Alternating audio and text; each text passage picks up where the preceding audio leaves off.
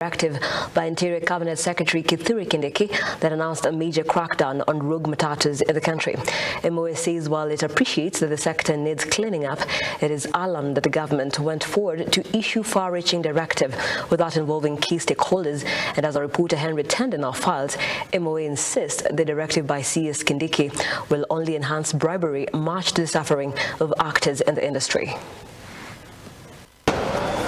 Recent statement by Interior Cabinet Secretary Kithure Kindiki that the government is planning to rein in on rogue Matatu operators is not sitting well with Matatu Owners Association leadership. The government should work with stakeholders to find a diplomatic solution to the nation's problems instead of attacking its players.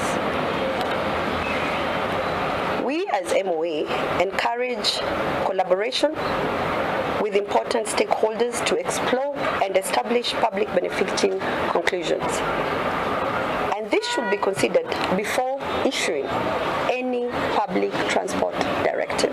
While the association reiterates its commitment to efforts aimed at bringing sanity in an industry that employs thousands of Kenyans, it is equally concerned it was sidelined in the directives issued by the CS. As an organization, we are adamant that the government consults with all essential stakeholders to ensure the success of road safety campaign. The Matatu industry maintains to achieve full adherence to rules and regulations governing the sector.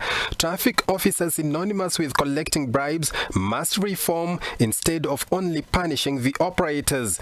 We believe we should be given time before any laws are enacted. It is worth noting that each directive, and we all know, encourages law enforcers to solicit bribes.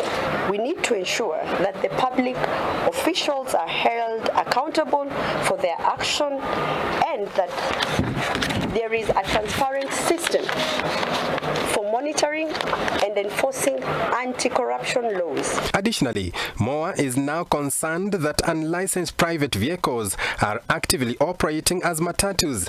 This breach of law, it says, is slowly but surely crippling the Matatu industry. What has been done about the private vehicles operating as PSVs? It is important to highlight that these vehicles compete directly with the Matatu business, making it almost impossible for a Matatu investor to thrive in a country that is already struggling economically. While underscoring the need for all stakeholders to be involved in key decisions affecting the Matatu sector, more leadership says it is ready for dialogue to streamline the Matatu industry for sustained public transport. Even as the sector remains crucial to the economy of the country, there is a general consensus that some changes are needed to weed out indiscipline and bring in professionalism.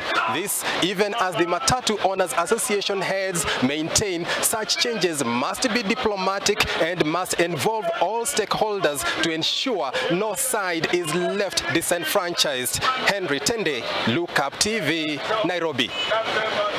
Thank you, Henry.